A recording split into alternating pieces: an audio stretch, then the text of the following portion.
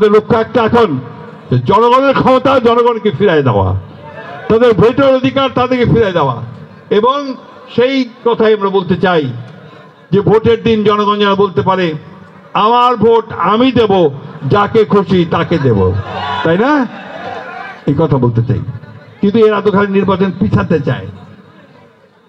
কিছু লোক আছে যোগ সদস্য নির্বাচনটাকে পিছায় দিতে চায়, খালি পিছাতে চায়। কেন? যে নির্বাচন পিছায় দিলে তাদের লাভ, তারা আরো বেশি দিন ক্ষমতায় থাকতে পারবে আর দল ভারী করার চেষ্টা করতে পারবে। ইতিমধ্যে ঘোষণা দিয়েছে, আমি শুনলাম আশফাক যেটা বললো, যে তারা বলেছে যে আওয়ামী লীগের লোক, জাতীয় পার্টির লোক তারাও তাদের দলে আসতে পারবে। এটা করলে এটা প্রমাণিত হয়ে যাবে।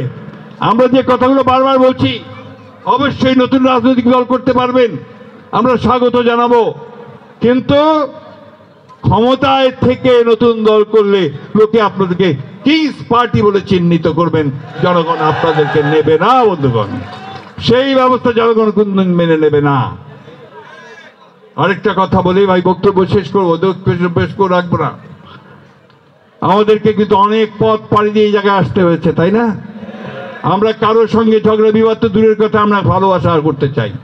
অন্যান্য রাজনৈতিক দলগুলোর সঙ্গে আমরা একসাথে কাজ করতে চাই এবং লক্ষ্য আমাদের একটাই, যে বাংলাদেশে গণতান্ত্রিক ব্যবস্থা চালু করা, তাই না?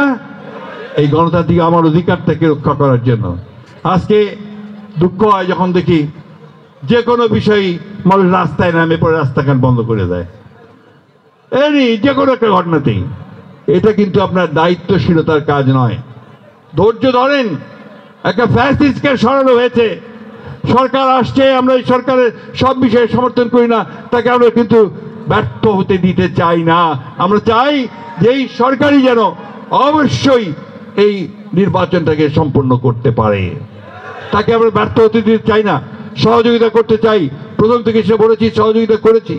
আজকে সংস্কারের যতগুলো প্রস্তাব এসেছে সব প্রস্তাবগুলো আমরা দেখছি এবং আমরা তাদের সঙ্গে সেগুলো নিয়ে আলোচনা করছি।